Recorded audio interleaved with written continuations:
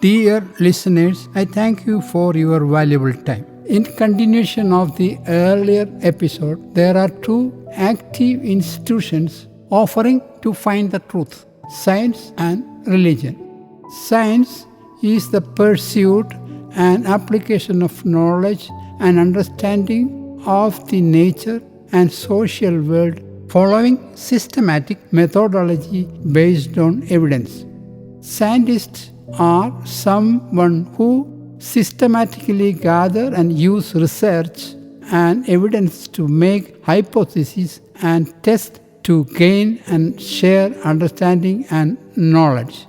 However, they are not creators of new creations but replicators who remodel product that solves a problem or fulfill a need. Even though scientific achievements reduces hardship of human labor, leading to a more convenient robotic way of life, they also create more leisure time, which can push people towards deception, gambling, terrorism in pursuit of wealth. The consequences, including handling of toxic waste management and dealing with increased temperature from fuel burning and machinery and environmental damage.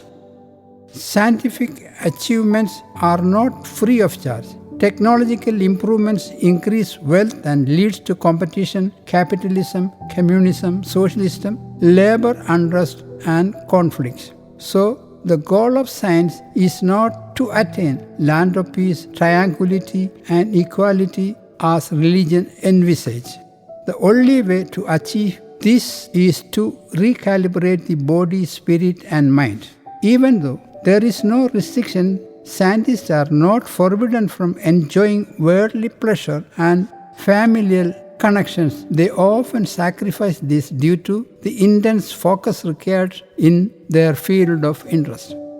Unfortunately, the truth they claim to have achieved are not final but partial. For example, going back to the earlier example, from 460 to 470 BC, the Greek philosopher Democritus suggested that the atom is the smallest indivisible component of everything. In 1897, J.J. Thomson discovered electron as part of the atom. In 1909, Ernest Rutherford discovered proton. In 1932, James Chadwick discovered the neutron. In 1964, Murray Gell-Mann and George Swing proposed quarks. Throughout of this period, followers took it as truth. Research continues. So 470 BC to present day, scientists have not declared the final truth about atom and their findings remain partial. The second institution to find truth is religion. Before the advent of science and research, people relied on customary methods to overcome life's difficulties, focusing on survival rather than enjoyment, especially relying on a superpower. Occasionally, charismatic individuals introduced reform ideologies that impacted the society.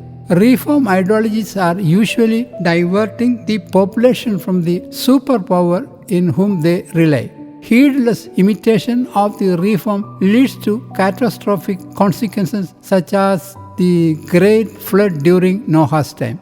In many such instances, the guidance of individuals with innate traits and heavenly insight became necessary to divert the impact of the reforms.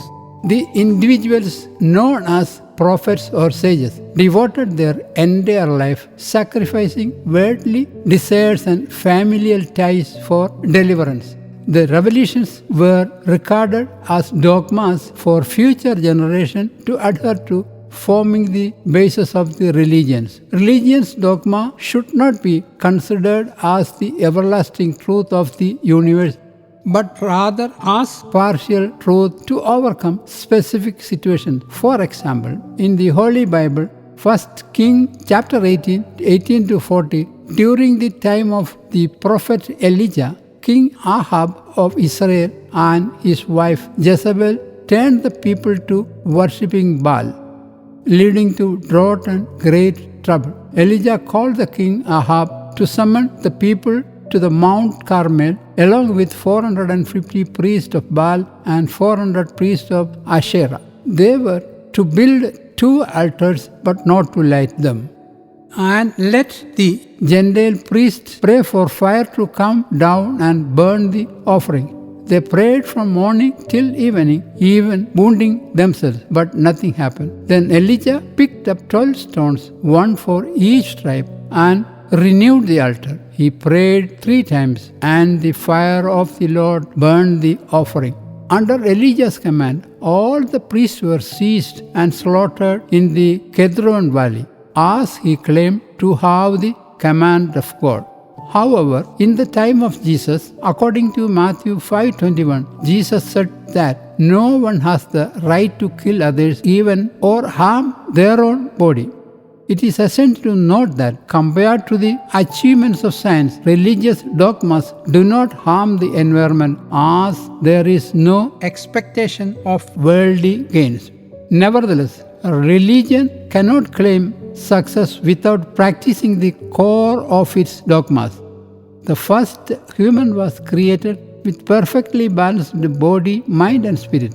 Whenever this balance is disrupted, recalibration is necessary according to religious advice. Lent, repentance, prayer, fasting, and meditation are the instruments to achieve this balance. The following are the gadgets of religion.